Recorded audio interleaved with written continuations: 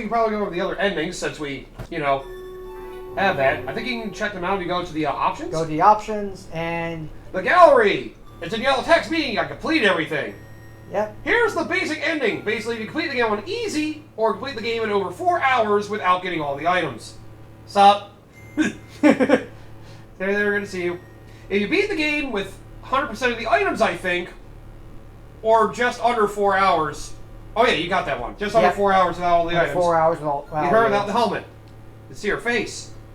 This is the item you get for beating the game with 100% of the items in over 4 hours.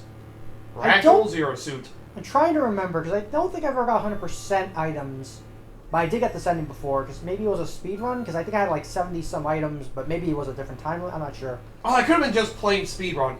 Just speed the game in under 2 hours. Yeah, that might be it. Oh, this might be the thing for getting 100% items in over 4 hours. That might be what it is. Or no, in over 2 hours. That's right. Then you have the big endings. Yep. This one, you have beating the game on normal with 100% items in under 2 hours. Yep. Want a drink? And you have this for beating the game in hard mode. 100% under 2 hours. It actually does look nice out there. Yeah. And now for the interesting ones. The low percent runs. Beat the game on normal with less than 50% of the items. No time limit necessary. Because the low percent of items is enough in itself. You get this one. And... oh boy! Hard mode. 15% items or less. You get this wonderful image. Amazing image. But I can imagine 15% or lower. Unpleasant. On normal, it's surprisingly manageable. And yeah, they loop, but... especially considering... here, was it 50% or less than normal, you said? 15. Oh, 15. Actually, on normal, it's probably pretty good, especially considering... like I said, there's 9% you absolutely need. You probably spend the rest of the time... oh yeah, there are extra things in the gallery you get with the Metroid Fusion link, but we can't do that through the... yeah. Through this. Yeah, so let's just meme it up a little bit and go back to the original Metroid. If you're curious what the original Metroid is like, you may as well just fuck around with it, but... yeah. Yep. I want to say this. For those of you curious about the 15% run. There are 9% of the items you absolutely need to get through the game. Those would be the Morph Ball, which is right here at the beginning. The Morph Ball Bomb, because you need that to get through a lot of things. The Various Suit, because you need to survive heat. Ice Beam, because you need to kill Metroids. The Missiles, because you need it to actually fucking kill certain things. I'm trying to remember what the other one was. There's one more that's absolutely essential. Let's see. Morph Ball Bomb, Various Suit, Ice Beam, Missiles. Can't be, Super Missiles, right? Because I'm assuming there's Oh, Power Grip, right. Oh, yeah. Wait. Is Power Grip necessary? Power Grip, yeah, Wall Cling. I think you could debate it not being necessary, but I wouldn't even take my chances with it. Someone would argue, yeah, get good with the wall jumping. Oh, dear. But yeah, this is Did the you say original. Speed Booster? No, that is not required, believe it or not. Oh, yeah. Like I said, the one area you think you needed to get to Ridley's lair, Morph Ball Bombs will actually get you to a shortcut route to avoid it altogether. Okay. You basically go over the very top of that cavern to the very bottom of it. There's a hidden route to it. But again, that's kind of the point of low percent run. You realize what you need and figure out what you need to do to access things. It's those 6 plus the 3 statues that give you the extra power at the end of the game. The gravity suit, the plasma beam, and the space jump. That's the 9% you absolutely need. So basically the strategy is, you gotta figure out the other 6% you want to use is. Yeah, you can flex the 6%. I'll give you my personal recommendations just so you guys have a reference. At least 1 energy tank, preferably 2, especially if you're doing it on hard. Because again, power-ups are worth half. Yeah. Every expansion's worth half. So you want a full energy tank, you need 2. So that's 11%. Super missiles! Not required, but you'll definitely want them if you want to get through some of the bosses more quickly. At least 1 or 2. At least 2, I would say. Because it is your biggest thing for killing bosses. Especially Mecha Ridley and Mother Brain. If you're doing a low percent run. Yup. So that'll be 13%. At this point, with the 13% I say here, that's your bare minimum. From here, you can choose what else you want. If you want more super missiles, go for it. If you want more energy tanks to be able to survive more, go for it. But only get up to 2 more combined of those. However, I would give 2 more suggestions. One of them being Screw Attack. Yeah. Because the Screw Attack is amazing for defense. And considering you have very little health, it'll be very helpful. I'll just say this. Doing Mother Brain without the Screw Attack is a mistake. It is a mistake. Because it can help to block a lot of those Rinkas and a lot of the other little bullets you have being fired at you. Unless you're really good at aiming your ice beam in a very particular way to keep them off your back. Yup. And just remember you don't have the wave beam, so you can't shoot through walls either. Yep. And the 15th one is a more debatable one, but high jump. It also gives you ball jumps to be a lot easier maneuverability. Yeah, if you're not confident in your morph ball jumping abilities. Yep, if you can't do your morph ball bomb jumping well, you may want to get the high jump. Besides, on hard mode, with the escape sequence, without the high jump, the route you have to take where you don't have the speed booster is kind of painful. You could also choose to get the speed booster, but it's not really needed. And honestly, it's not that helpful if you're just trying to go through without getting everything. If anything, it'll just throw you into more trouble than it's worth getting the speed booster. It's just knowing to avoid that is what you gotta do. Also, you're going the wrong way, just so you know. Not that it fucking matters. Yeah. You want to go to the very bottom of this chasm, I think. Actually, you might be going the right way now. Never mind. I was wrong! Gee, it's like I don't remember this fucking game. You want to go to the very bottom of this room. Give you some tips on how to play the original Metroid 1, which is honestly kind of similar in focus to how the Zero Here's to Mission get a was. good feeling of this game. You start off with 30 HP, by the way, which is something that's fun. Yep, and every time you die, you start with 30 energy. You can't get energy tanks. You can get up to 6 energy tanks, even though there's 8. Yeah. The other 2 are just health refills. And the worst part is, if you die, you gotta restart all the way at 30 again. Yeah, it's such a dick move. I mean, if you know how to kill enemies and know where to farm for power-ups, you can refill, but it's a tedious process. The fact that it's a thing that you have to deal with is kind of a dick thing to... Uh-huh. Ugh. Playing this one so hard to go back to. Now you can go back, because we need to go get the long beam. Yep. Oh yeah, you need 5 missiles to open those missile doors now. Isn't the original one great? It's amazing! It's what started everything! Also, you're used to that beeping when your energy's low. Yep. So you know what? No! They thankfully do technically have saves for you for this version, in case you do want to feel like going through this original version for some reason. Yeah. And you choose to leave if you want. And just to give an idea... I think you either press start or plus. Sorry, yeah. Yep. At least you keep all the upgrades, but yep. You're left with frickin'... Oh, you have your missiles too. Oh, yeah, I think they give you a minimum of missiles to keep too. That's nice. Might be like, depending on how many expansions you have, and they might let you have like 20 or something. Yeah, but that's Remember, A, B, plus and minus can get you out of this. Soft reset on most Game Boy Advance games. Yep. That's Metroid Zero Mission. You always just start a new game on hard just to fucking fuck around with it a little bit. Just to show it off if you really wanted.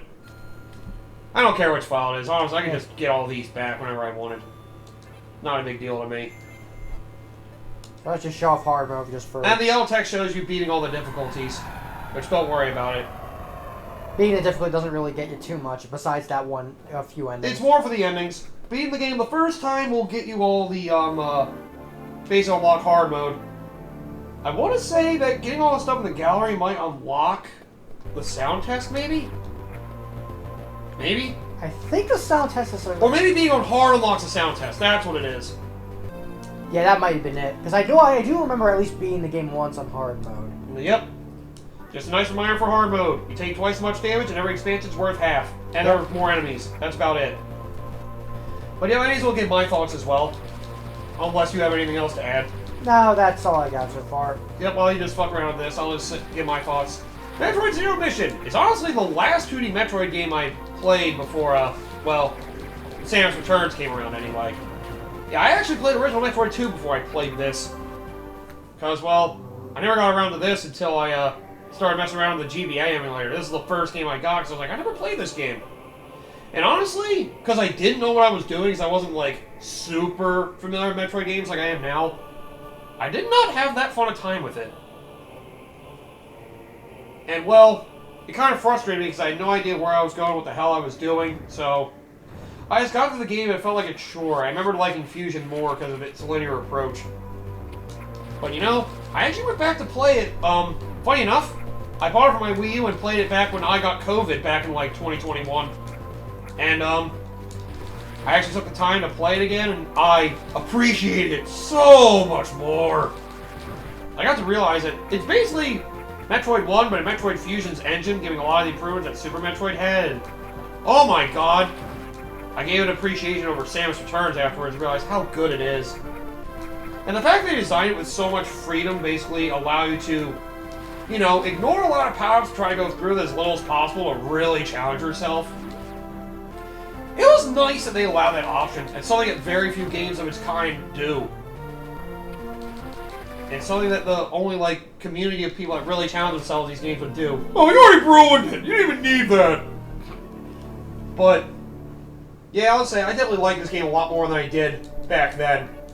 But, oh man, it is still a little low on my list, because the thing is, you know, like Koji said, if it's like your first Metroid game, I can agree. Definitely my highest recommendation for first one as well. I used to say Super because that was still, in my opinion, the best one that set the standard, but you know, it's the beginning of the story, and things are pretty straightforward in this game, unless you're really looking to explore. Like, you can get through this game pretty comfortably, like, without knowing that much about the game ahead of time. And honestly, it's one I can easily find myself coming back to. It is a nice casual ride, it's just, I don't know, some things from the design perspective, like, I don't feel like it's, like, up to par as much as other games in the series. Like, comparing it to Fusion, it doesn't have nearly as high a variety of bosses, and, well, it doesn't feel quite as fast as Fusion did. I will say that about Fusion. It was very fast-paced with how it moved. And again, it's almost like you're remaking the first game, so there probably isn't that much to work with, to be fair. I feel like they did kind of try to design it so, like, newcomers to the series would be feeling more welcome to it, so, you know. Yeah. I get it. And again, I still have a lot to like about it, but, you know, compared to Fusion, Super, and Dread, I don't like it as much as those three. That being said, it's still very good. And I can definitely see it along with, if you want to get 2D Metroid, this would easily be my biggest recommendation. If you want to get to Metroid at all, though, this is still a strong recommendation, although if you are more of a 3D kind of gamer, I would also recommend Metroid Prime. Because I feel like Metroid Prime eases you into the formula pretty well. And with this, you still have to, like, dig into, like, a lot of things you want to get 100%. I feel like it's a lot more manageable to, like, do everything in Metroid Prime. Although the game feel is a little different. Either way, between this and Metroid Prime, either one of those is great for a first-timer, and, well, yeah. Basically, this game reminded me a lot of Fusion. That probably is also why it's not too high for me. It's like, after playing Fusion, it doesn't feel like it changes a lot. But hey, there are some people still say this is the perfection of the Metroid game. It took the first game and basically threw Metroid and threw Super Metroid and Fusion mechanics in it and gave us what's the purest essence of Metroid. Yep. And, you know, I definitely like a lot for what it is. Oh yeah, we can show what happens when we actually let the boss escape. I forgot, then we kill it the first time. Yeah. But yeah, I will say though, this game definitely has the best replay value with the hidden routes and, you know, the ending's actually encouraging you to play with, you know, play going for speed and while playing without a lot of items if you're able. But it's definitely kind of a hard ask. And here's the thing with the bosses, by the way, to mention, I don't know if I did. Because you can't hurt a lot of bosses with regular beam. All of them have attacks that basically you can shoot down regular beam shots to regenerate missiles. Yeah. That's kind of what makes the low percent run work as well. And while you don't kill the boss, it runs off. Yep. You gotta fight it later. You can fight it as early as that. But you do have to kill it by the third encounter. If you don't kill it the second, it'll show up in that room again, but you have to keep fighting until you actually kill it. Yep. Well, with that being said, unless we got anything else you want to talk about... There's not a lot of boss variety, honestly. Kind of feels like it harkens a bit off of Super Metroid. Then again, both original Metroid and Super Metroid are based on the same planet, technically, so... I mean, some would call it continuity. Yeah. Oh yeah, if you didn't notice, yeah, you got 2 missiles off that freaking first missile thing. So yep. 2 missiles for every expansion. Fun. Very fun. But yeah, you know, I definitely recommend it. You know, if I were to get Koda into the Metroid series, I definitely could recommend him trying this one first. Yeah. I don't even try to throw him in anything advanced. I'd probably just try to let him go through it straightforward. Let him appreciate the game at its base value and see what he can learn from it, because... I'm not sure how big he is on like the Metroidvanias or Metroid-esque games. He likes Castlevania. But, you know... Are we talking just the, has he played any of the He likes the Igarashi old school ones. I don't know if he played Symphony of the Night. I feel like he has, but I don't know for sure. Yeah, I'm not sure how many of the Igarashi I know he's at least played 1 through 4. Because, at the very least, I played Aria of Sorrow and Portrait of Ruin, so I have a little bit of experience in the Igarashi part. Usually the one everyone points to when it comes to the Igarashi ones is Symphony of the Night. Yeah, but I do technically have my 360. I guess it's more my Xbox series. It just goes from the 360 library. It's still so weird. Now, that came out on like all Sony consoles and then Xbox 360. Like, what? The fuck? Nintendo gets no love. They get so many of the other Castlevania games. Like, Symphony of the Night's the only one they haven't had. That and, I guess Rondo of Blood. They got the discount version of Dracula X. Yeah, and that's not particularly good. It's a discount version. It's serviceable, but it's not quite as good. It's not the ideal version. But yeah. The last thing I'll say, though, is that, well, there's a reason why I see Metroid as the Metroid series as the king of the whole Metroidvania genre, as it were. This game is definitely a test to that. It basically takes what could be a very simple game and basically lines itself. It lines up for you exactly how it wants you to go through it. But the true masters of the genre that really know what they're doing can make the most out of it and make their own route. Basically decide, I'm going to go through this faster. I'm going to try to go through without this. I'm going to see if I can do it without all these items. This game is made as a speedrunning game at its core. Uh-huh. And that's something that really helps with this. Like, and that's the other thing. Like, with how much power you can get from really mastering the mechanics, going through so little, or basically seeing how fast you can go with everything and actually acquiring everything with the greatest of speed. You can actually feel like a god sometimes. It's a wonderful feeling. That's why I love this series, and this game is definitely a test to that. I rank it like 4th amongst the big 5 of the 2D Zelda games, and it probably like, if I can really think about it, probably like 6th or 7th overall on my overall Metroid list. I think it's behind Primes 1 and 3. And then the other, yeah, and then the other 3 2D Metroid games. Yeah, I guess it'd be 6th overall if I really had to think of it that way. But, yeah, still a great one to come back to. And well, if you're a Metroid fan, you haven't played this, you need to. You need to. It's the right way to start the series. And well, honestly, if you've only played original Metroid 1 and haven't played this, neat. So you don't need to charge me? No, you don't. Don't worry, I'll still be there. And there you go, half energy tank. Yep. That should be just about everything. Oh yeah, and every super missile gets you 1, obviously. But we're way far away to actually show that off. But yep. Basically, you have to play this game if you're a fan of Metroid. You're trying to get into Metroid. If you like Metroid games at all, or its style of games, this is definitely another one that's like the pinnacle. Homework. You need to play this game if you. Pinnacle of. Yep. If you like the genre at all, this is one you have to play to really understand like how a lot of the highs of the series of the genre. The foundation of the genre at its core. It started here roughly. I'm gonna say the highs and the lows. There's not a lot of lows, but stealth segment can be kind of weird. But you know, other than some weird game design ideas, especially with some bosses kind of being pathetic, and the whole Show's ODS segment feels like it's a little too big, and some of it could just be a dick, like forcing you to get caught. I still kind of hate that, but some minor little quips with some of the game design choices. I had a great time in this game, so yeah, it's definitely one to look back on. And with that, we can finally get to Metroid Other M. We haven't even gotten into 2 or 3 or Super Metroid yet. I guess technically we should do Super first. Should we do Super first, or do we have to go into, or should we go into the remake for the Deep? That'd be kind of difficult to think about, actually, because technically the second. Unless you want to do freaking actual Metroid 2. That's true. But for right now, let's just say... I mean, we're not going to get to it for a while, I'm just saying.